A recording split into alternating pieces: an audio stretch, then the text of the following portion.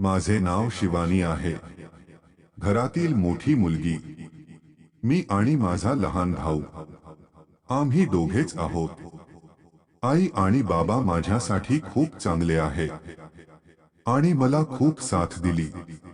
त्याला हवे तसे शिकवले. मी मला नेहमीच शिक्षक व्हायचे होते. मला मुलं आवडतात. कुटुंब आणि माझ्या स्वप्नांच्या दरम्यान मला प्रेमात पडण्याची वेळ आली नाही. मला सुरुवातीपासूनच अरेंज मॅरेज हवे होते. आई आणि बाबा माझ्यासाठी जो काही मुलगा शोधतील ते चांगले होईल. मला माहित आहे की तो नक्कीच मला हो विचारेल. आता आई बाबांनी माझ्या लग्नाची तयारी जोरात केली आहे. या रविवारी एक मुलगा मला भेटायला येणार आहे. त्यापूर्वी मुलाचा फोटो आला आहे. पप्पांना आधी मुलाच्या शोधाची बातमी व्यवस्थित मिळते. मग ते मला कोणाचे तरी चित्र दाखवतात. आता रविवार आला आणि मला वाटलं कदाचित त्यालाही नाकारलं असावं, म्हणूनच तो मुलगा मला अजून दाखवला नाही. मला जाग आली तेव्हा आई माझ्या खोलीत आली.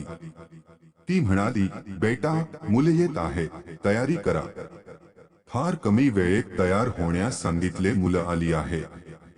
मी अजूनही स्वयंपाकघरात नाश्ता आणि चहाच्या ताटांची व्यवस्था करत आहे. मला बाहेरून बोलणारे आवाज ऐकू येतात. काही मिनिटांनी आईचा आवाज आला. मी ट्रे बाहेर काढली. ट्रे ठेवल्यावर मी आधी त्याच्या आई बाबांना नमस्कार केला. मग मी त्याच्याकडे पाहिलं. खरे सांगायचे तर मुलगा खूप हुशार होता. साधा शर्ट आणि जीन्समध्ये आला होता. चेहऱ्यावर एक निरागसता होती. मी मनातल्या मनात हो म्हणालो होतो. पण मी हो म्हटलं तर काय होईल? तो मलाही आवडला पाहिजे. तेव्हा घरच्यांनी सांगितले की, बेटा, तुला एकांतात काही बोलायचे असेल तर कर. त्याने नकार दिला. पण तरीही घरच्यांनी आम्हाला एकट्या खोलीत पाठवले. तो गप्प राहिला. मला वाटले की तो मला आवडत नाही, म्हणूनच तो बोलत नव्हता. मग मी शांतता तोडली आणि विचारले, काय करता? तो म्हणाला, तुला माझे नाव माहित असलेच पाहिजे. जरी नाही तरी मी तुला सांगेन, माझे नाव मयूर आहे. तो पुन्हा त्याच्या व्यवसायाबद्दल सांगू लागला, जो मालमत्ता आहे. आम्ही काही वेळ बोललो. मग बाहेरून आईचा आवाज आला. वडीलधाऱ्यांमध्ये चर्चा झाली आणि नाते निश्चित झाले. तिचे लग्न लवकर व्हावे अशी तिच्या कुटुंबाची इच्छा होती. वडिलांनी त्याचे संशोधन केले होते. त्यामुळे महिनाभरानंतरच लग्न ठरले. यावेळी मी मयूरचा नंबर घेतला आणि त्याच्याशी बोलायचे होते. मला वाटले की तो थोडा लाजाळू आहे, म्हणूनच मी पुढाकार घेतला. जवळपास महिनाभर आम्ही खूप बोललो आणि मला कळले की प्रेमाची भावना काय असते. मग आमच्या लग्नाचा दिवस आला आणि मला आतून खूप आनंद झाला. माझ्या आईवडिलांना सोडून गेल्याचे मला वाईट वाटले, पण मला असे वाटले की मला योग्य जीवनसाथी मिळाला आहे. लग्नाची रात्र आली. मी बेडवर थोडा घाबरून बसलो होतो. त्याने येऊन माझ्याकडे पाहिले. मी पण एक लहान हस्त पार केले. मयूरने कुर्ता घातला होता. तो थोडा घाबरलेला दिसत होता. मी नर्वस झाल्यासारखे वाटले. कदाचित ते या बाजूलाही असतील. आता मयूरने बाथरूम मध्ये जाऊन कुर्ता बदलला. तेवढ्यात मयूर आला आणि म्हणाला की ती खूप थकली असेल. तिने आज आराम करावा. मला वाटले की तो देखील थकला आहे, म्हणून मी बऱ्याच प्रश्नांची उत्तरे दिली नाही. दुसऱ्या दिवशी सकाळी तो बाथरूम मध्ये फ्रेश झाला. आंघोळ करून आतून कपडेही बदलले.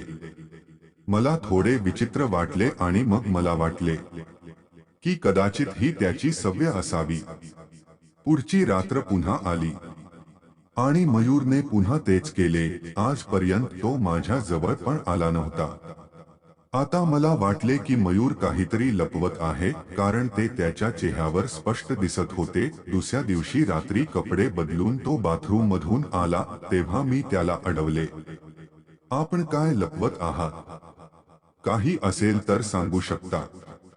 ते जे काही बोलतात ते खरे आहे हे तुम्हाला लवकरच कळेल, पण तुम्हाला कदाचित वाईट वाटेल. मी म्हणालो, तू नाही सांगितलेस तर तुला वाईट वाटेल. त्याने त्याचा शर्ट उघडला आणि मग त्याला काही बोलायचे नव्हते. मला स्वतःला समजले. त्याच्या छातीवर रिया नावाच्या मुलीच्या नावाचा टॅटू होता. आता मी गप्प झालो आणि बेडच्या एका बाजूला शांतपणे झोपलो. त्याला माझ्याशी बोलायचा प्रयत्न करायचा होता, पण नंतर तो पण बेडच्या पलीकडे झोपला. दुसऱ्या दिवशी मला वाईट वाटत होते. त्याने हे माझ्यापासून लपवले याचे मला अधिक वाईट वाटले. होय, आम्हाला कमी वेळ मिळाला, पण तरीही खूप वेळ आहे. तो मला सांगू शकला असता. पुढच्या रात्री तो पुन्हा रूमवर आला आणि तो येण्यापूर्वीच मी बेडच्या बाजूला झोपलो होतो. त्याने माझ्या हाताला स्पर्श केला आणि म्हणाले, तुम्हाला हवे असल्यास आपण बोलू शकतो. मी म्हणालो, आता काय सांगशील? तो म्हणाला की मी त्या मुलीवर प्रेम करतो, पण रियाला नेहमी परदेशात शिफ्ट व्हायचं होतं, त्यामुळे संधी मिळताच ती गेली. मी विचारले, ती तुला सोडून दुसऱ्यासोबत गेली का? ते होय म्हणतात. माझी इच्छा असती तर तो टॅटू साफ करून घेऊ शकला असता, पण मला वाटलं आधी सांगावं. तुझ्या बोलण्यातून मला वाटलं तुला समजेल. मग तो गप्प झाला. मी म्हणालो, तू मला लग्नाआधीही सांगू शकला असतास. तो म्हणाला, मी तुला सांगितले असते तर तू लग्न केले नसते आणि तुला अजून जायचे असेल तर तू जाऊ शकतोस. तुला जे आवडेल ते मी करीन.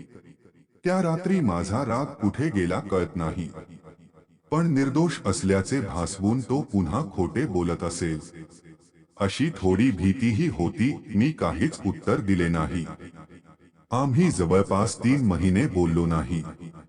माझ्या वडिलांप्रमाणे मीही त्यांची परीक्षा घेत होतो.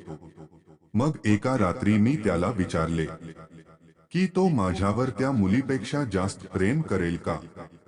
त्यांनी सांगावे की हे त्याच रात्री घडले जेव्हा सत्य ऐकून तुम्ही मला माफ केले.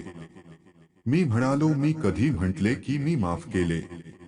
जर तो म्हणत असेल तर आता सांगा. तिचा निरागस चेहरा मला तिला मिठीत घ्यायला भाग पाडत होता.